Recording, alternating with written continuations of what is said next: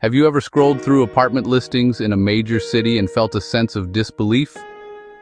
A tiny studio for the price of a mortgage, a one-bedroom that costs more than the average national salary. It's a familiar story across the United States, but it's not just a feeling, it's a complex economic reality. In 2025, the gap between wages and living costs has widened into a chasm. The most prosperous cities are also the hardest to live in. Why does this happen? Why do the places of opportunity demand the highest price of admission? This isn't just supply and demand. It's a tangled web of historical decisions, geographical constraints, and modern economic forces. New York City, particularly Manhattan, is the quintessential example of urban expense, a place where vertical living comes at a staggering premium. The fundamental issue is a classic yet extreme case of demand overwhelming a finite supply. Millions are drawn to the city for opportunities in finance, media, tech, and the arts. The island of Manhattan is geographically locked. Scarcity is most acute in the most desirable neighborhoods, where prestige, convenience, and cultural capital send property values into the stratosphere. This intense demand is fueled by some of the highest wages in the world, rippling outward from Wall Street and Midtown, distorting the housing market across all 5 boroughs. When a 5-figure monthly rent is a line item for many, it changes the definition of affordable. A complex web of zoning, landmark preservation, and a difficult approvals process constrains density and adds cost and uncertainty to every project. High local taxes and complex property taxes add a burden that is inevitably baked into rents and prices. It's a perfect storm: immense demand, geographically and legally limited supply, supercharged wages at the top, and significant tax burdens, making New York one of the most expensive places to call home. San Francisco is a city of breathtaking beauty and equally breathtaking costs. The 21st century gold rush, the tech boom, reshaped its economy. Companies like Google, Apple, Facebook, and a dense startup ecosystem brought an influx of high-income earners. 6-figure starter salaries fuel bidding wars and bids above asking. On a 49-square-mile peninsula, there's no room to sprawl.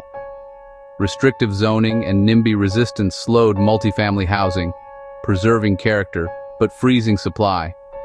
High wages drive high prices, creating a feedback loop that prices out those outside the high-end economy. A tale of two cities, the tech elite with views and vibrancy, and essential workers pushed to the margins. SF embraced tech wealth, but restricted housing growth. The collision defines its affordability crisis. San Jose is the sprawling engine room of Silicon Valley, and its affordability crisis is the consequence of success. High-paying jobs exploded while housing growth lagged, creating persistent scarcity. A legacy of single-family zoning and sprawl makes densification hard. Upzoning faces resistance over traffic, parking, and character. Those outside tech, teachers, retail workers, healthcare, public servants, are priced out of the communities they serve. Many endure hours-long commutes, straining freeways and quality of life. Retrofitting for transit and density meets political friction. It's a squeeze felt by everyone, from the tech CEO to the barista who serves them coffee. Honolulu represents a unique case of unaffordability, dictated as much by geology as by economics. On a remote island, developable land is finite and precious. Local residents, global tourism, second homes, and investors all compete for limited housing. Tourism shifts homes into short-term rentals, shrinking long-term supply. With most goods shipped thousands of miles, a paradise tax inflates groceries, gasoline, and construction. Strict land use protections and complex infrastructure make expansion slow and expensive. For residents, paradise is a constant financial negotiation with the realities of island life. Boston's costs are tied to history, healthcare, and higher education. A steady flow of students, researchers, doctors, and professionals seek housing in a small core. Narrow streets and preserved neighborhoods resist high-density adaptation. Strict preservation protects character but freezes supply in desirable areas. Waves of arrivals create a hyper-competitive rental market around the academic calendar. Much of Boston remains low density. Growth is slow and contested. Without embracing more housing, Boston risks becoming an enclave for academics, doctors, and tech workers, pricing out everyone else. DC's high costs stem from a stable, high-wage economy anchored by the federal government.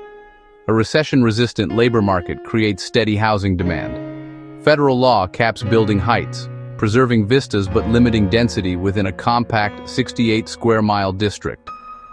Demand spills into Maryland and Virginia, lifting prices across the region. Property taxes and progressive income tax, plus high-priced goods and services, add to the burden. In DC, housing is the price of proximity to power, shaped by federal legislation, stable wages, and strict physical limits. Los Angeles is vast and sprawling, yet suffers a chronic housing shortage. Not a lack of land, but localized constraints, high costs, and regulatory hurdles. A growth pattern favoring single-family homes and freeway connectivity makes densification expensive and slow. High-income industries create pockets of extreme affluence that lift baseline values. Land is pricey, labor and materials are costly, and entitlements can take years. Projects face pushback over traffic, parking, character, and environmental review. You pay with rent near jobs, or with time, fuel, and stress farther out. A vast city with too little housing defines the crisis for millions of Angelenos. Seattle transformed from grunge and coffee vibes into a global tech hub, led by Microsoft and Amazon. Tens of thousands of high-paying jobs drove bidding wars and soaring rents. Urban growth boundaries limit outward sprawl, forcing growth up, not out. Working-class areas gentrified quickly. Construction cranes became constant. Seattle debated upzoning, transit-oriented development, and taxing large employers to fund affordability, pitting pro-density urbanists against neighborhood groups. Hypergrowth in a constrained place forces Seattle to decide what kind of city it wants to be post-boom. San Diego's cost of living in 3 words. Everyone wants to be there. Year-round climate, beaches, and a relaxed lifestyle pull new residents, creating a sunshine tax. Geography confines growth, making coastal lands scarce and expensive. A strong economy, military and biotech, attracts high earners. Retirees and lifestyle seekers add to demand. Environmental review and permitting slow projects. Community opposition fights density. Ideal climate, strong economy, hard limits, and a slow pipeline combine into a heavy sunshine tax. Miami's rise is about global capital, climate change, and cultural cachet. For years, foreign wealth poured into luxury waterfront towers, bidding up prices and disconnecting the luxury market from local wages. Many units sit empty, assets rather than homes, constraining supply for locals. New domestic migrants, finance and tech, arrive for taxes and sun, intensifying competition. Rising seas and stronger storms drive insurance costs to eye-watering levels. Development favors luxury towers and single-family homes, while missing middle options lag. Miami is a global city and a domestic hotspot, grappling with the tangible costs of a changing climate, all at once. From the canyons of New York to the shores of Miami, these cities are expensive because of a convergence of forces: economic engines, geography, and decades of policy. We have prioritized historical character, environmental protection, and low-density living, often at the expense of housing abundance.